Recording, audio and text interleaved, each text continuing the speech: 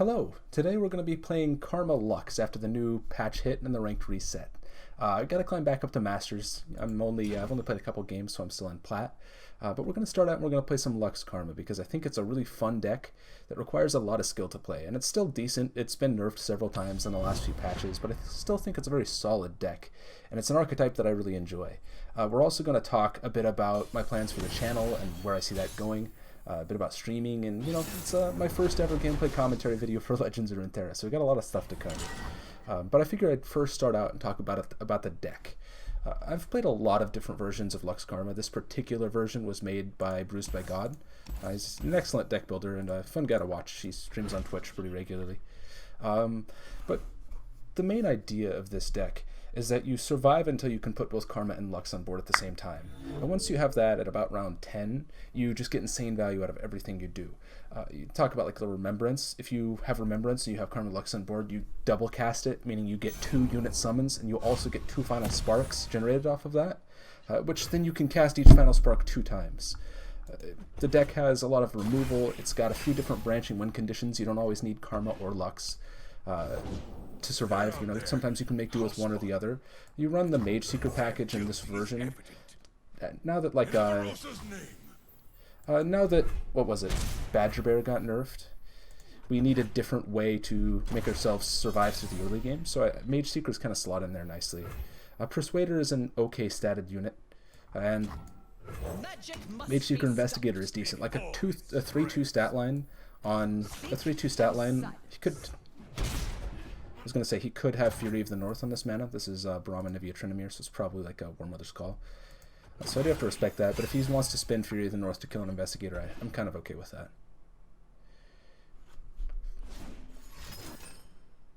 Okay, so he's just going to play Catalyst. That's fine. We'll drop down Grizzled Ranger. We'll buff up our attack a bit. So like I was saying, both of these units have decent stats. Even for their cost, even if you don't get the 6 cost spell proc. So they're just decent units to slot in early on our deck. I'm attacking with Grizzled Ranger first because it has Scout, so it gets a first attack for us here.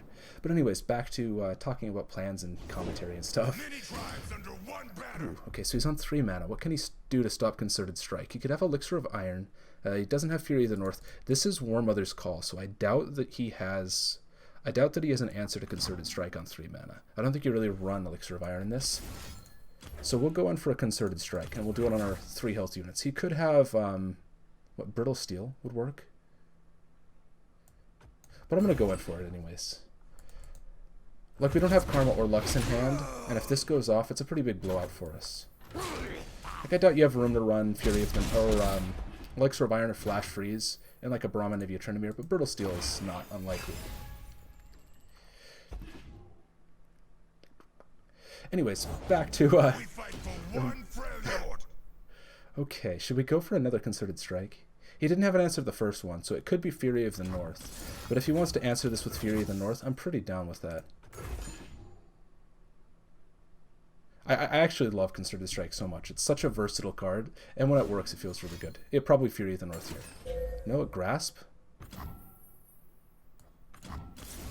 We can deny the healing here and still kill his unit. I think that's a fine single combat. Might be a little bit aggressive, but we put a lot of pressure on him this way.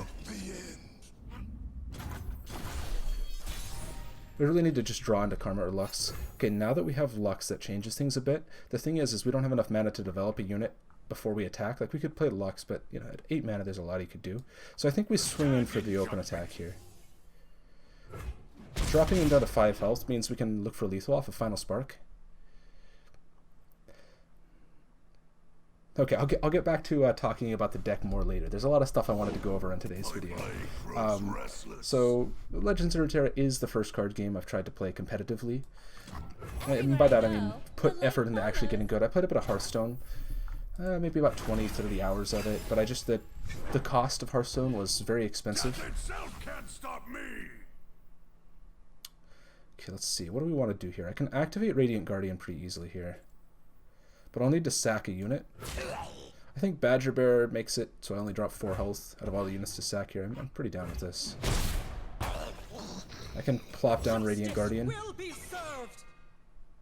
Maybe even Mage Seeker Investigator.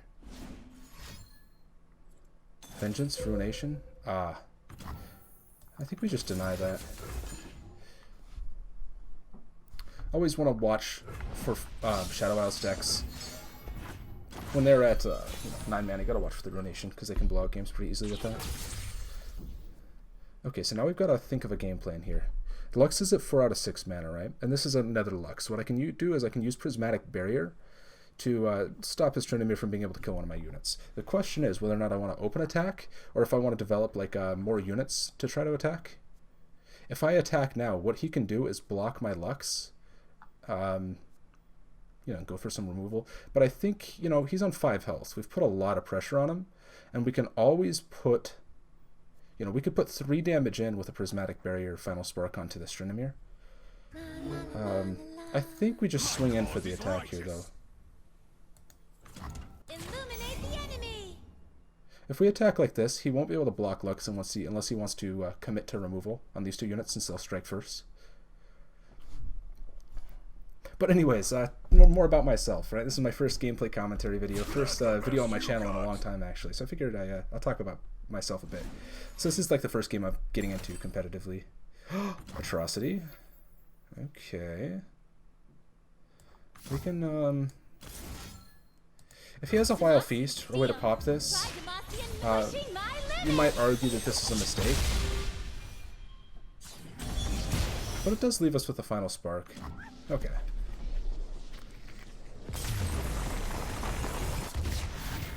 That was a bit risky, but once they start pulling out Tryndameres, and we don't have Karma, we don't have a good way to win that late game. So even if it's risky, it's often good to go for plays like that, where if it works, you win the game, right?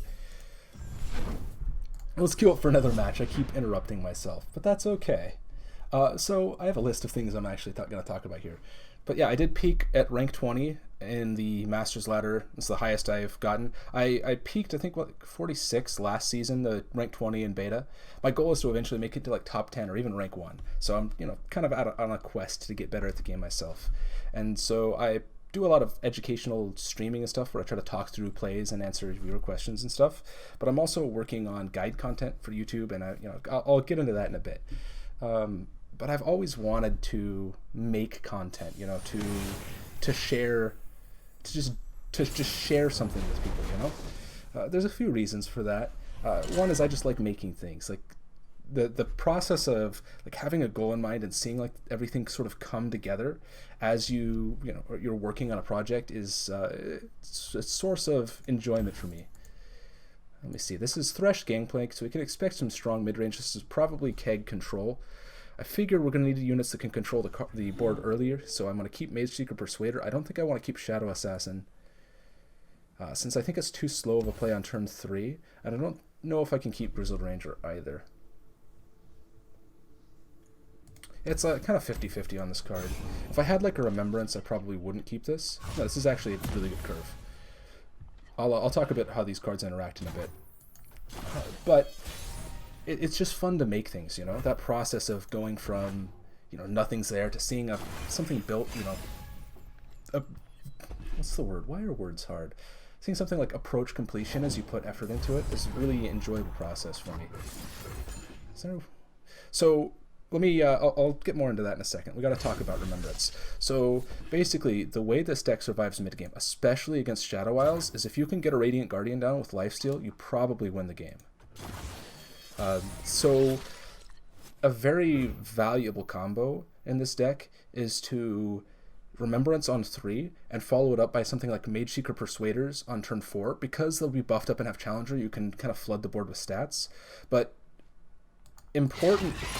most importantly is getting some units on board so that you can proc your Radiant Guardian off. Do we want to deny the Glimpse Beyond? I kind of do. Like, what does he have that I'm going to want to deny more? Like, would this deck run something like a Vengeance? I'm not going to deny that. I think it's both more important that I save this deny for something more valuable, and more important that I use my mana to develop units here. There's Hired Gun. It's actually really strong from him, but we'll play down Grizzled Ranger. It's a card that just sticks on board. They have to remove it twice, basically, so it can trade pretty efficiently. But yeah, if you can get Remembrance into like Persuaders or Grizzled Ranger and then follow that up with Radiant Guardian, your matchups into like Bilgewater Shadow Isles usually go pretty good because they want to be doing some burn damage. It's kind of like a hybrid mid-range control style deck, but they also want to go for your Nexus. So it's a... I think we just throw down another Grizzled Ranger. It's a very hard card to remove. If I pass on 5 mana, he probably just also passes, which means I wouldn't be able to greed for the Radiant Guardian. So in this case, I think the best move is just to pass and throw down Grizzled Rangers. Like I can just throw down another one next turn, or I can attack with these Grizzled Rangers. One of them will die, then I can use that to proc Radiant Guardian. One of the most valuable uses of Grizzled Ranger in this deck is as a Radiant Guardian proc. Because it can attack twice, you can really force the enemy to block it, which means you can get a guaranteed Radiant Guardian off. There's a Make It Rain. Oof. Hit both my Grizzled Rangers. It's unfortunate, but it happens. We're still fine. We've got to track the level up on Thresh. And we might have to Willow Ionia this Thresh before it levels up, so we just got to keep an eye on that.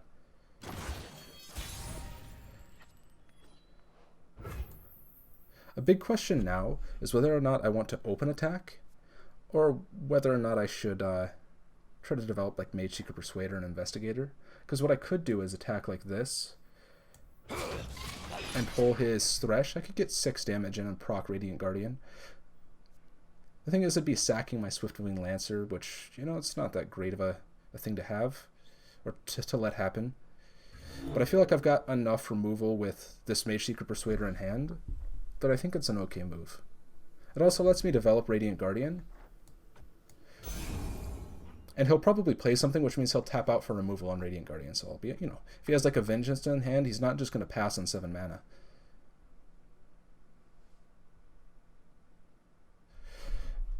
Anyways, carrying on. I'm making YouTube content. It's just something I've wanted to do for a long time. You might see that I have a few old videos. I started a few times. You know, I might talk a bit about that and, like, you know, past and why I started and stopped, and, you know, there's some interesting stories there, and I think it could make interesting, you know, it could make interesting content someday. But another reason I've always wanted to make content is just to build a community. I know that's kind of like a buzzword people throw around, like community, you know, but for me, it's I actually met a lot of my closest friends today playing on a Minecraft server like 6-7 years ago. You know, we would all just sit in TeamSpeak and... Why is he Vile Feasting? Ah, he's trying to level Thresh, which he actually does here, because he's gonna... This is gonna die. I think, yeah, Keg's dying should count towards the Thresh, right?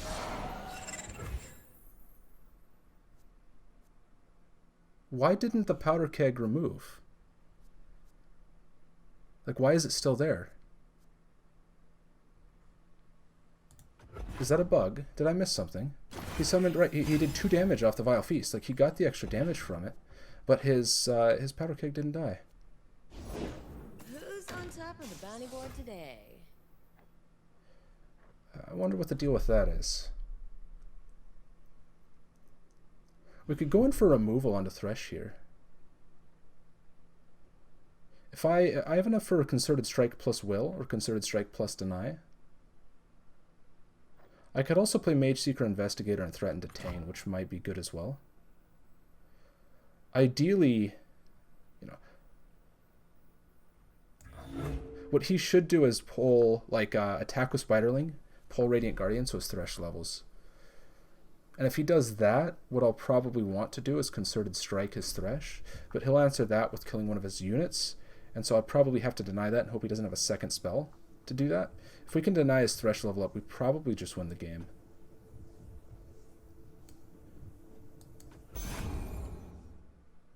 We've got a board advantage, so I don't think we need to push it too soon. He'll probably first play like a, you know, something like a Glimpse.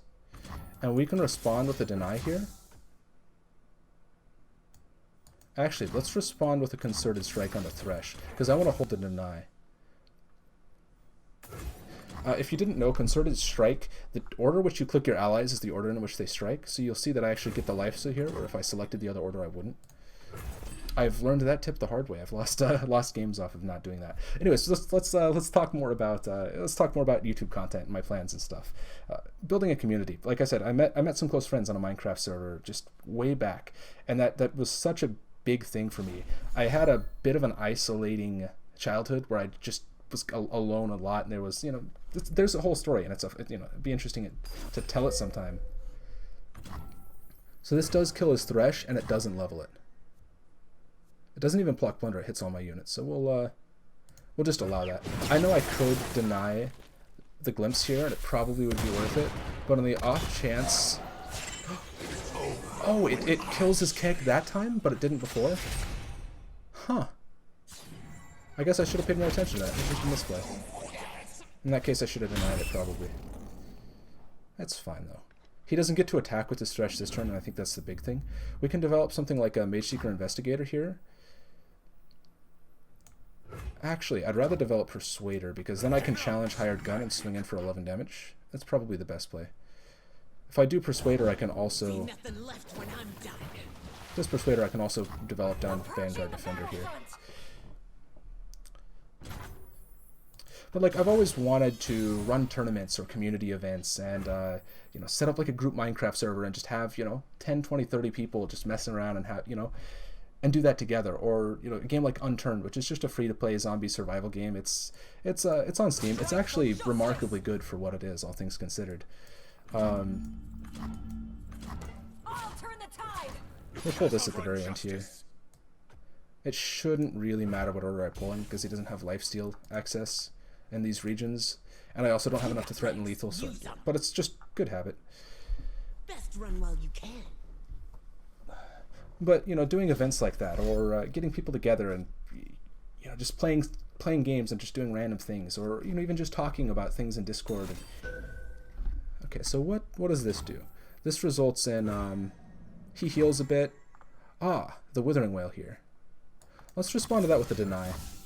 That's basically a 9 damage Withering Wail that also kills my Persuader. Kills 3 of my units. We'll just respond with a deny there. I probably should have pulled one of his kegs here, but it's probably worth the 2 damage. There's a glimpse. I could recall. He's a bit starved on cards.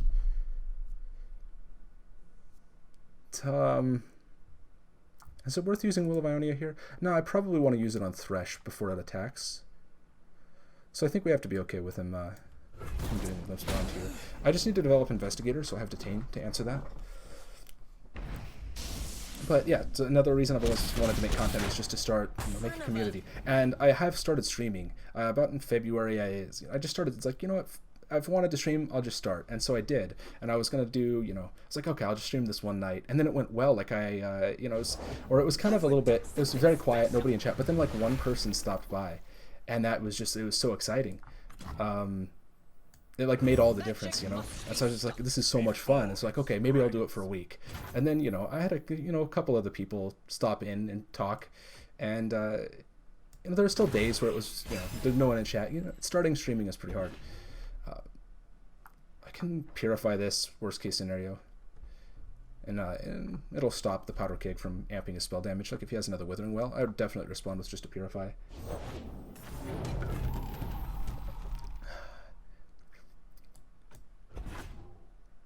I could pretty much win with what I have on board, so I don't want to develop anything further. In the event he has something like Ruination, which I know he doesn't have the mana for it now.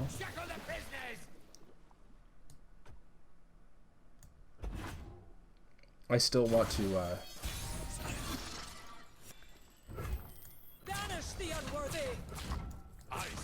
so we're going to pull... Actually, we're not going to pull this, because I'm definitely purifying it in the stack here. We're going to pull the Powder Keg, or the Monkey Idol here, just because we want to remove it. Units at 1 health. He can value trade a little bit, but we're in a very good spot here. Like, he can trade off Powder Monkey for my unit, but it's not a big deal.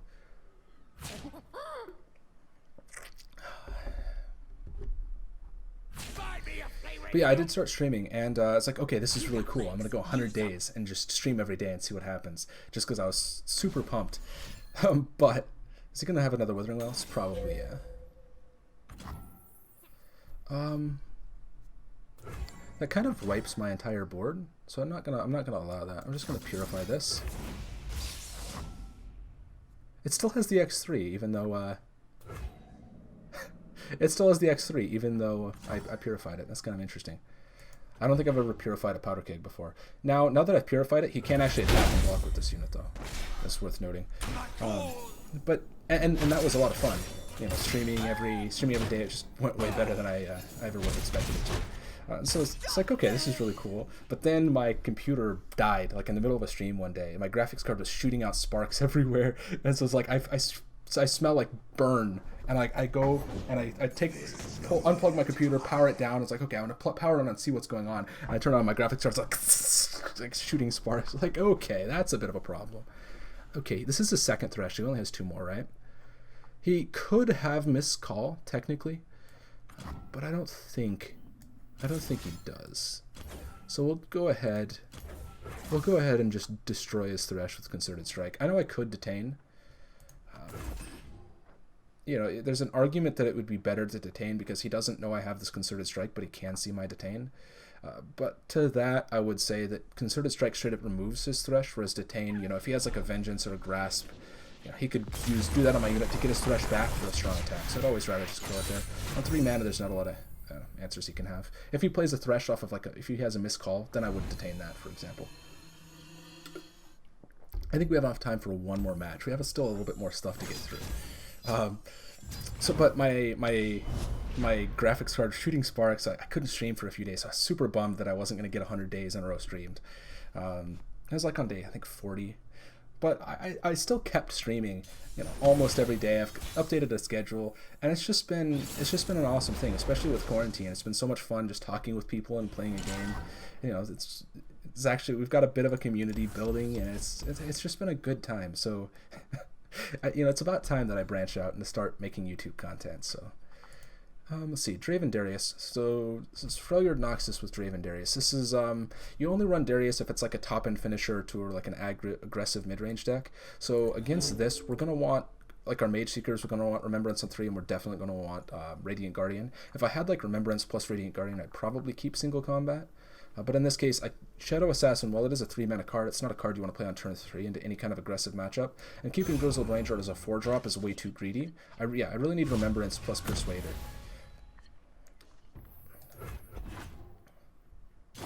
Right, and they don't have a 1-drop, so it means a turn 3 Remembrance doesn't get punished as hard.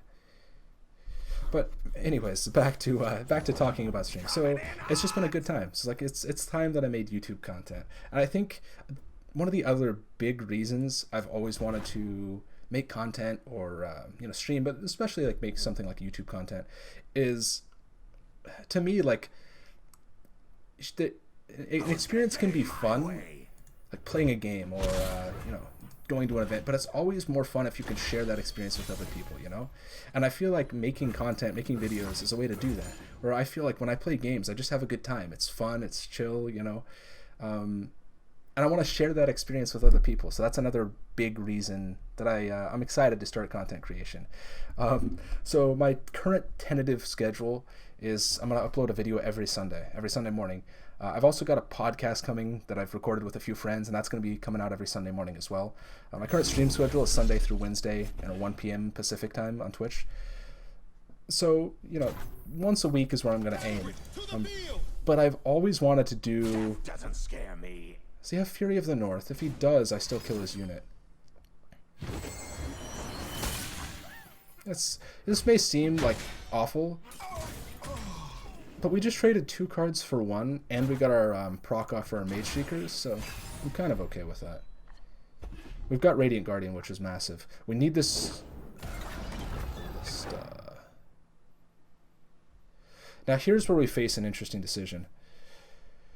Right, because if I play Mage Seeker Persuader, I can block this 3 damage. But if I leave my Challenger unit alive, I can challenge the Iron Ballista into playing Radiant Guardian and have a lifesteal Radiant Guardian down on turn 5, and then be able to use Concerted Strike to heal off of it.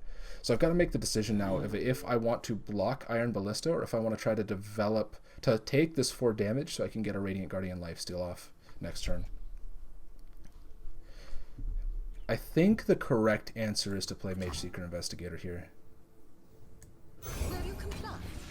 you complicit? Like, I think I should block this. I think going for the Radiant Guardian is a bit greedy, especially if he has Frostbite or a way to just remove it. No one's the wiser. This'll shake up.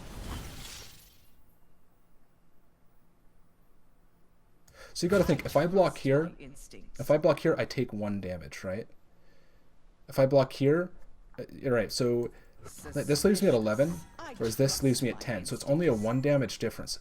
The difference between these two blocks is this way I kill Saboteur, so I stop this sabotage from going off later. So I actually block the same amount of damage no matter where I declare this blocker here.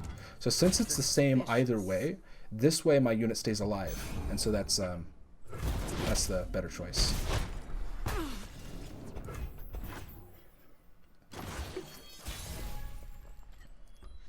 I can also, I have a few options. I can go for the open attack, and if he blocks, I can go for Radiant Guardian, or I can play double Mage Secret Persuader.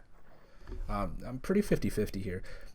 Getting 2 units down with Challenger is pretty massive. This would give me much wider board control.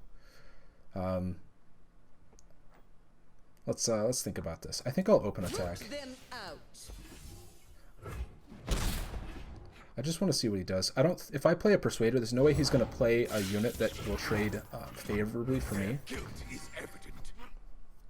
So I don't think there's a world where if I play the Persuaders, he develops easily. Reporting for duty. Maybe I could have value traded off this. Question of whether or not I will of Ionia here. It stops 2 Nexus damage, which could... I think I have to. It feels bad, man. Like, we slow him down by 3 mana. We weaken his open attack a bit. Now he's not going around my board. For the Empire. Or he still is. The few for the many. Now I'm vulnerable to double... Is he going to open attack? He probably should. Because now I'm vulnerable to double decimate at 8 health, unless I can get Radiant Guardian down. So this is the downside of it. Like, I could have just let that through.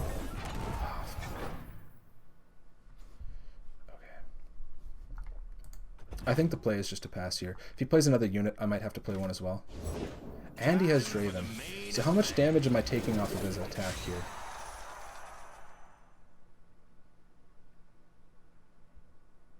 He's got 6 plus 4 plus 4. So he's got 14 damage, and I can block effectively 3 plus... I can block 4 of it, or 3 of it. So I can block 6. So if I can block 6, no, I'm still dead. Yeah, so I have to play a unit here. I don't have the luxury of... Yeah, I should have just developed. I don't have the luxury of trying to develop Radiant Guardian this turn, which feels bad.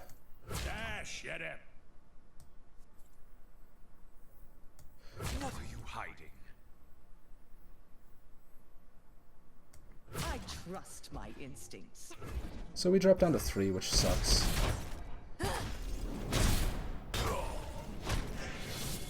We're dead to Noxian Fervor, possibly. But we might be able to develop Radiant Guardian next turn, which... If we can do that, we have a chance. It all depends on if he has something like Decimate. If that's the case, it's just over for us. And this is where I regret not trying to get the Radiant Guardian down on 5, because I could have actually healed through a lot of this. Especially with Concerted Strike, you get Lifesteal off of that, so... This is so good for us. This is so good for us. Because it means he doesn't have Decimate. And that means he probably doesn't have Noxian Fervor.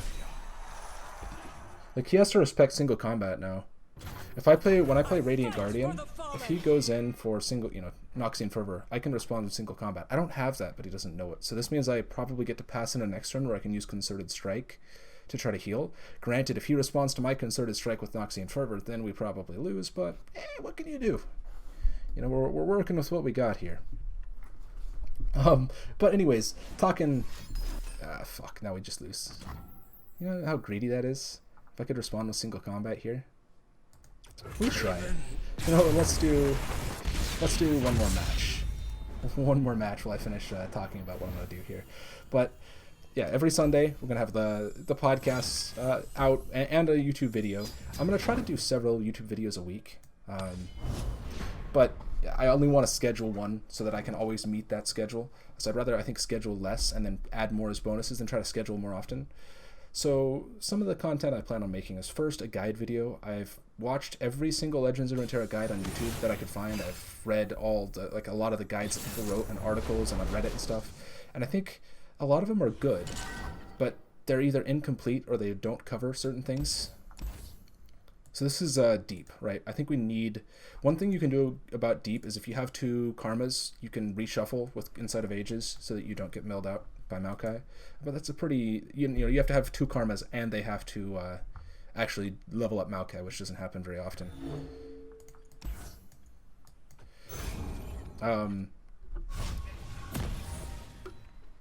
But again, we usually keep the turn 3 Remembrance, and if we can get Radiant Guardian plus Unyielding Spirit, we have a very good chance of actually beating deep decks.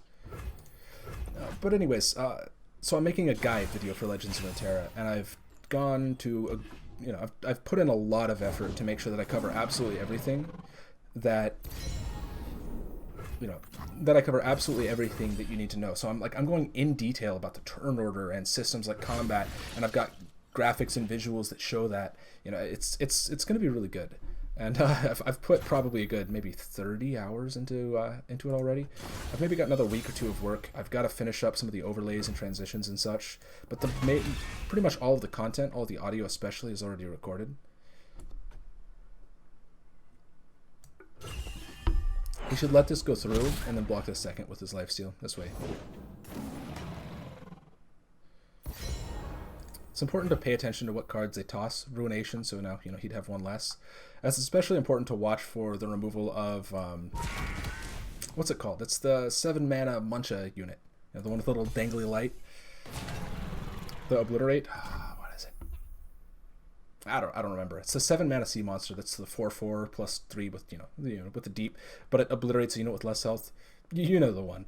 It's important to watch for that because those are the only things that can remove Unyielding Spirit on your units.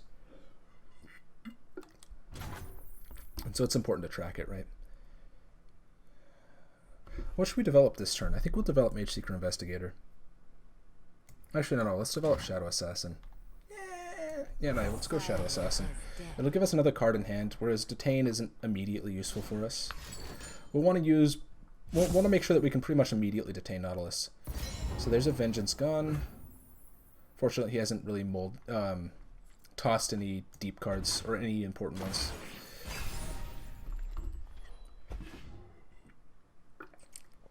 But yeah, I've got that guide coming. I'm working on... He'll attack here. He'll probably want to remove my Shadow Assassin or my Scout.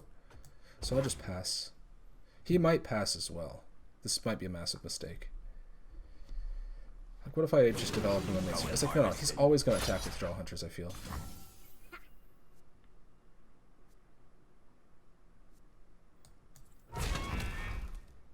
Should we block here? I think we probably should. It's a mistake to try to overvalue this unit.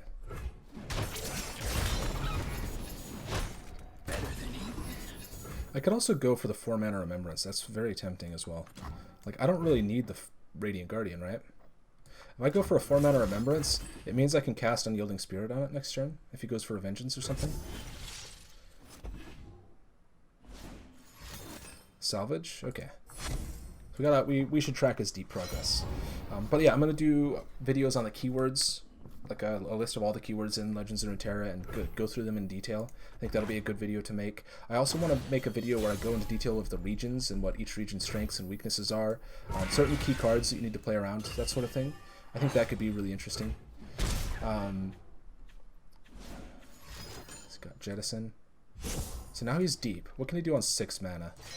Probably Abyssal Eye is the most likely. Ah, Devour. No, it's 6 mana, my bad.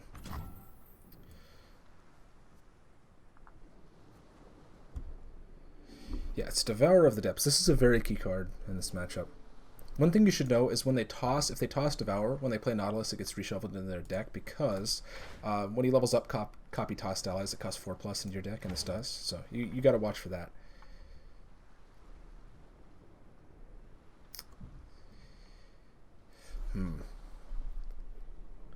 I don't think I have a good play here. I think I just have to let it die. Like, I could obviously will this, but then he just replays it. There's no use playing Unyielding Spirit. Like, you'll notice when it dies, the Remembrance doesn't even go down in the cost because the ally doesn't count as died because it's obliterated, which means it's just removed from the game outright. So if we played, like, you see that our Radiant Guardian isn't procced. I feel like we probably play Mage Seeker Investigator here. No place here. Is it worth detaining? Is it worth detaining his Devourer? I kind of want to.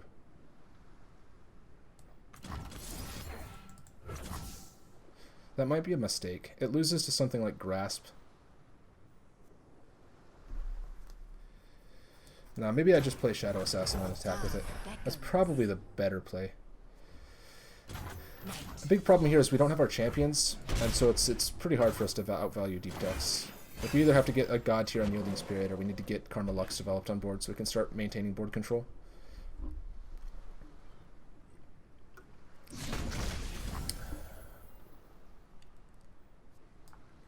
I trust my instincts. I'm pretty down to just sack Mage Seeker Investigator here. History will judge you. Now we play Radiant Guardian. Now he could have a Vengeance, which we have to watch for, but he could also have a Nautilus. If he has a Nautilus, we need to send it back with Will of Ionia right away. Like, we're on triple will, right? So the way we probably win this is just by stalling out forever. The Isles will bloom again. Okay, Maokai is a problem. But he obviously doesn't have another unit he can play. Cannot hide. If he blocks with Devour, do I go in for Unyielding? I feel like I kind of have to, since the only real response he has is to play Vengeance, which we've seen him toss one, right? Like, let's pay attention here. I know he's tossed at least one Vengeance. I could be totally trolling here with this. Yeah, there's the Vengeance. There's the Ronation. Yeah, so we know he's tossed at least one Vengeance, so there's actually a decent chance he has one. But if we force him to spend a Vengeance here, I'm kind of okay with that.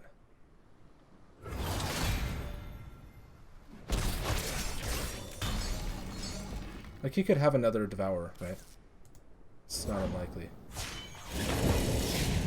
The water rises. And by playing Unyielding, means I don't have Will for Nautilus here. See, his cards go from 10. Actually, it goes. Oh, I guess he had. I guess he had a little bit less than 10. He must not have shuffled many back into his deck. But yeah, I'm gonna try to do regular gameplay videos as well, and maybe next month. Your ship has come in. Grow tall. Grow strong. Okay, there's Maokai, which, if you didn't know, Maokai removes all the champions from your deck, so we just don't get champions this match, which means we probably lose. There's a world where maybe we can survive. Oh, that was kind of loud. Maybe we can survive off of doing elusive damage, but that's pretty unlikely.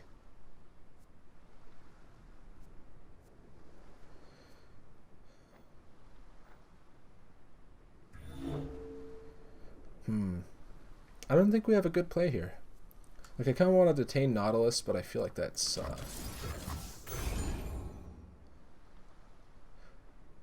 it's a bit greedy to try to go for. So I think what I'll do is I'll will Nautilus. Maybe I should will Terror the Tides, but it comes down to the discount. If he has Nautilus on board, Terror comes down at a discount, so... Oh, he's actually pulling this instead of Shadow Assassin, which means he's not terribly afraid of elusive damage. He's probably got Grasp or Withering Wail in hand as to function as healing, but we have to respond with the detain here. What can you do, though? But yeah, I'd like to do a month where I just make a video every single day. It could be like a commentary like this, which is just fun, or it could be, you know, edited, like playing games with friends and stuff. You know, it'll be a lot of fun to see that happen. But what you can't expect is a lot of content going forward, because now that I've started making videos and started streaming and started making content, I'm kind of committed to it, right? Yeah, there's the Grasp. We called it. Unfortunately for us, this match we just didn't draw our champions, right? We didn't draw our champions, and they had tons of toss cards, so it's very hard for us to win. As far as what can we do here, like we don't ever want to play Deep Meditation, because if there are spells left in our deck, that just brings us closer to defeat. Radiant Guardian doesn't ever really get procced. I don't think we can ever get an attack through his board, because we just won't have enough units to always be able to out-tempo us.